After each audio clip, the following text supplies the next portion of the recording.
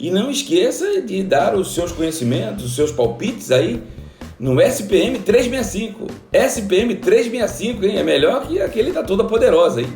Aqui você ganha din-din, lá não, hein? Hashtag pronto falei. Ao contrário do mês de agosto, onde o Santos encaminhou a maioria das suas derrotas na temporada até aqui, foram 3, Internacional no Beira-Rio, Flamengo na Vila Belmiro e Palmeiras no Morumbi, o mês de setembro o Santos ainda não conheceu o dissabor de uma perda de 3 pontos, mas em compensação empatou muito, e a grande maioria das vezes na Vila Belmiro. Empates contra São Paulo e Vasco da Gama no Campeonato Brasileiro, ambos por 2-2, e também empate diante do Olímpia pela Libertadores da América, quando todo mundo imaginava que o Santos ia encaminhar a sua classificação.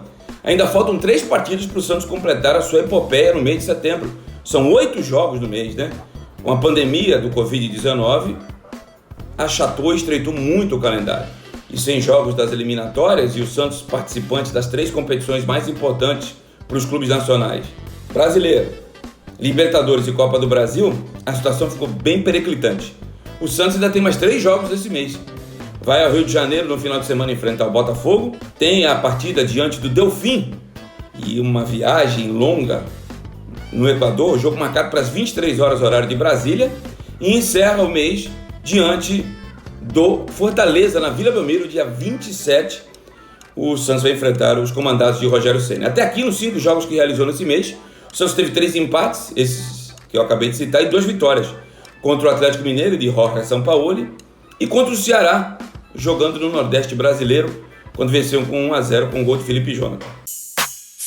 O Cuca tem usado até os meninos do elenco, mas ele tem, principalmente na Libertadores, mantido o time um pouco mais cascudo, mais experiente. E tem que rodar o time.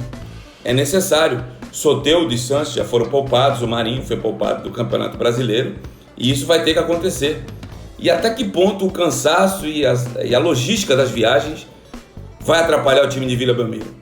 Porque as viagens no Brasil não são como na Europa, né? Deslocamentos até de trem. O Santos, por exemplo, sai do Nordeste brasileiro contra o Sport, vem para Vila Belmiro, depois vai para o sul do país enfrentar o Internacional.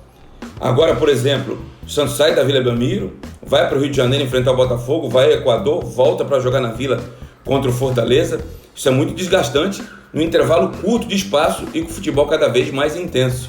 Cuca vai ter que, na marra, utilizar mais os meninos, porque a situação com o Hamburgo ainda não foi resolvida. Há uma promessa da diretoria, promete quitar a contratação feita ainda na gestão passada, e que os alemães reclamam de diversos calotes, para poder apresentar os novos reforços.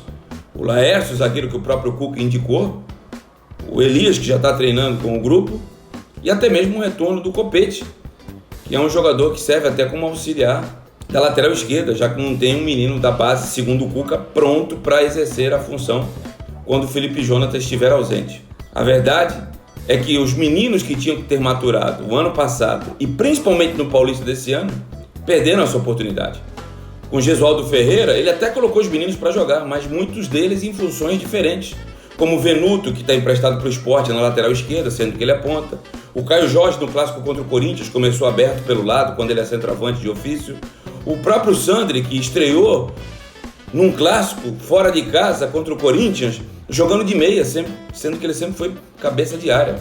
Então, o estadual, mesmo com a pandemia, é a competição exata para que você possa dar a minutagem e a casca que os meninos necessitam. Como isso não aconteceu, vai ter que ser na Libertadores. E o Santos já sentiu na pele contra o Olímpia a dificuldade de não ter um time muito experiente.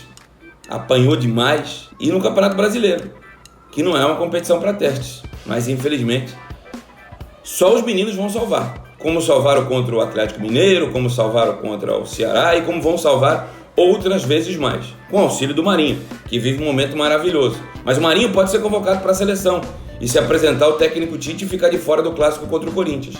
E outubro também vem numa maratona de jogos pegada. Só não vai ser tão grande como foi de setembro, porque tem a janela e os jogos das eliminatórias. Ainda assim, a CBF jamais respeitou e pelo jeito não vai respeitar tão cedo as datas FIFA. E o Santos vai continuar jogando. E detalhe, nem começaram as oitavas de final da Copa do Brasil. Hashtag pronto falei.